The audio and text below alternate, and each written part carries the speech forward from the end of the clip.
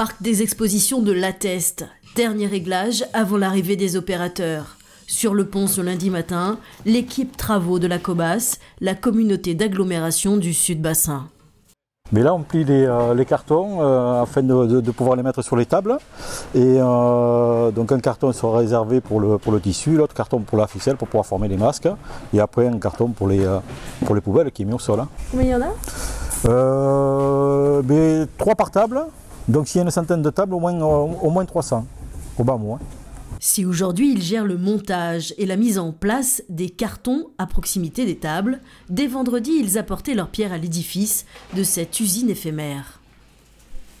On a retiré toute la moquette existante sur le sol de tout le bâtiment pour pouvoir passer une balayeuse après que tout soit propre pour réceptionner les tables dans de bonnes conditions. Pendant ce temps-là, Libero Mazzone, l'industriel à l'origine de ce projet, explique comment les couturières vont s'y prendre. On coupe comme ça.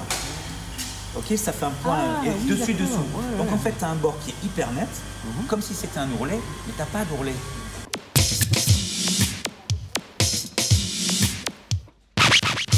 La Cobas aussi, on s'occupe de la logistique de proximité avec nos camions, parce qu'on a des flottes de camions. Donc, comment ça se passe? Le tissu très spécifique, validé par la délégation générale de l'armement, elle vient de Lyon, par des grosses bobines. Il y a un transporteur qui les amène de Lyon jusqu'à Libourne. À Libourne, il y a une entreprise avec des presses de 700 tonnes qui coupe le tissu avec des petits carrés qui auront la forme in fine du masque. Nous, la Cobas, on va à Libourne parce que cette entreprise est à Libourne et on va chercher ces tissus découpés, on les amène ici sur le site de production. Ça, c'est aussi une autre action qu'on met en place. Les petits cartons qui sont en train de monter, ça font office de poubelle parce qu'il y aura forcément des déchets. Donc, il y a une table, une machine à coudre, une chaise et une poubelle.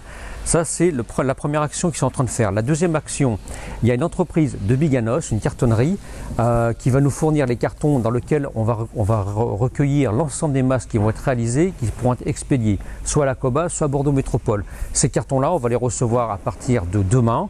Ils seront à l'autre bout de la chaîne de production et les agents de la Cobas, dans l'immédiateté, dans l'urgence aujourd'hui, sont chargés de tout prédisposer.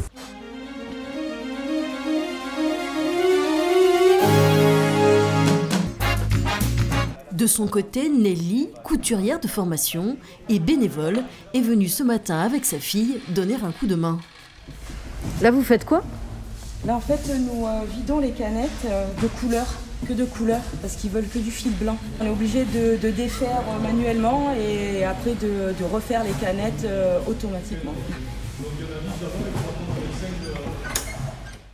À l'étage du parc des expositions, dans son bureau, Libero Mazzone continue d'organiser le démarrage de la production des masques, de la commande de fil élastique à la gestion du nombre de personnel. Les couturières vont travailler en 2-8. On a déjà 130, on va les laisser partir sur 130. Dès que ça roule les 130, je reprends les 130, je mets la deuxième équipe. Donc on va commencer à 7h du matin, si tout va bien, ils finiront à 14h, on fera 35 heures.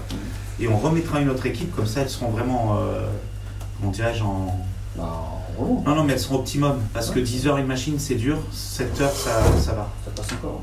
Ouais, donc on va faire ça. Mais pour l'instant, tant qu'on n'a pas les 130 autres, on va rester sur 10 heures, toutes celles qui sont volontaires.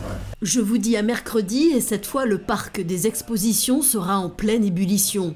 Chaque jour, les 30 000 masques en tissu qui seront fabriqués ici quitteront sous bonne escorte le parc des expositions pour être stockés à la BA 120 de Cazaux.